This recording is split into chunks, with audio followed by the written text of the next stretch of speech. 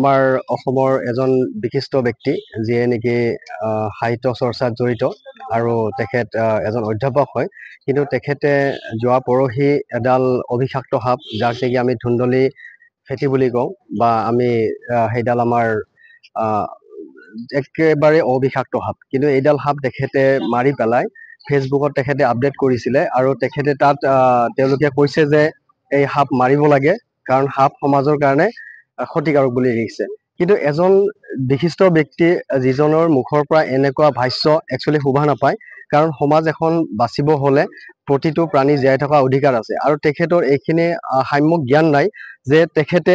কোনো এটা তেনেকুৱা ধৰণৰ ব্যক্তিৰ বিষয়ে বা এটা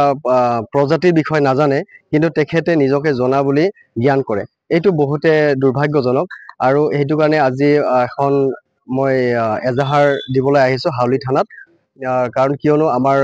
সম্পূৰ্ণ বন বিভাগৰ লগতো আমাৰ এইটো লৈ বাৰ্তালাপ হৈছে আৰু তেওঁলোককো আমি এইটো জনাইছো কাৰণ সমাজৰ ক্ষতিকাৰক যিবোৰ ব্যক্তি আছে তেওঁলোকক খুব সোনকালে কৰায়ত্ব কৰিব লাগে আৰু বিশেষকৈ ইছমাইল হুছেইন ডাঙৰীয়া যদি সঁচাই দোষী হয় কাৰণ যিহেতু পোষ্টটো তেখেতে নিজে লিখিছে আৰু নিজে সাপডাল মাৰা বুলি তেখেতে স্পষ্ট কৰিছে আৰু তাত তেখেতে যিডাল লাঠিৰে মাৰিছিলে সেই লাঠিডালো তেওঁ দেখুৱাইছে তো তেনেকুৱা ক্ষেত্ৰত তেখেতৰ ওপৰত উচিত ব্যৱস্থা ল'বৰ কাৰণে মই আৰক্ষী বিষয়াসকলক আৰু লগতে অসমৰ মুখ্যমন্ত্ৰীজনকো মই অনুৰোধ জনাইছো আমাৰ অসমৰ এজন বিশিষ্ট ব্যক্তি যিয়ে নেকি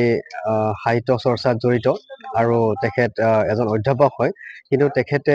যোৱা পৰহি এডাল অভিষাক্ত সাপ যাক নেকি আমি ধুন্দলি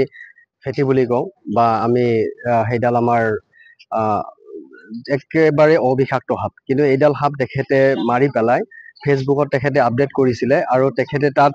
তেওঁলোকে কৈছে যে এই সাপ মাৰিব লাগে কাৰণ সাপ সমাজৰ কাৰণে ক্ষতিকাৰক বুলি লিখিছে কিন্তু এজন বিশিষ্ট ব্যক্তি যিজনৰ মুখৰ পৰা এনেকুৱা ভাষ্য একচুৱেলি শোভা নাপায় কাৰণ সমাজ এখন বাচিব হলে প্ৰতিটো প্ৰাণী জীয়াই থকা অধিকাৰ আছে আৰু তেখেতৰ এইখিনি সাম্যক জ্ঞান নাই যে তেখেতে কোনো এটা তেনেকুৱা ধৰণৰ ব্যক্তিৰ বিষয়ে বা এটা প্ৰজাতিৰ বিষয়ে নাজানে কিন্তু তেখেতে নিজকে জনা বুলি জ্ঞান কৰে এইটো বহুতে দুৰ্ভাগ্যজনক আৰু সেইটো কাৰণে আজি এখন মই এজাহাৰ দিবলৈ আহিছো হাউলি থানাত কাৰণ কিয়নো আমাৰ সম্পূৰ্ণ বন বিভাগৰ লগতো আমাৰ এইটো লৈ বাৰ্তালাপ হৈছে আৰু তেওঁলোককো আমি এইটো জনাইছো কাৰণ সমাজৰ ক্ষতিকাৰক যিবোৰ ব্যক্তি আছে তেওঁলোকক খুব সোনকালে কৰায়ত্ব কৰিব লাগে আৰু বিশেষকৈ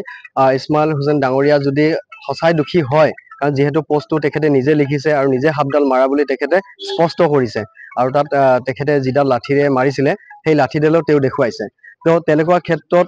তেখেতৰ ওপৰত উচিত ব্যৱস্থা ল'বৰ কাৰণে মই আৰক্ষী বিষয়াসকলক আৰু লগতে অসমৰ মুখ্যমন্ত্ৰীজনকো মই অনুৰোধ জনাইছো যিকোনো খবৰৰ বাবে যোগাযোগ কৰক 7099017330 আৰু 7099017110 নম্বৰত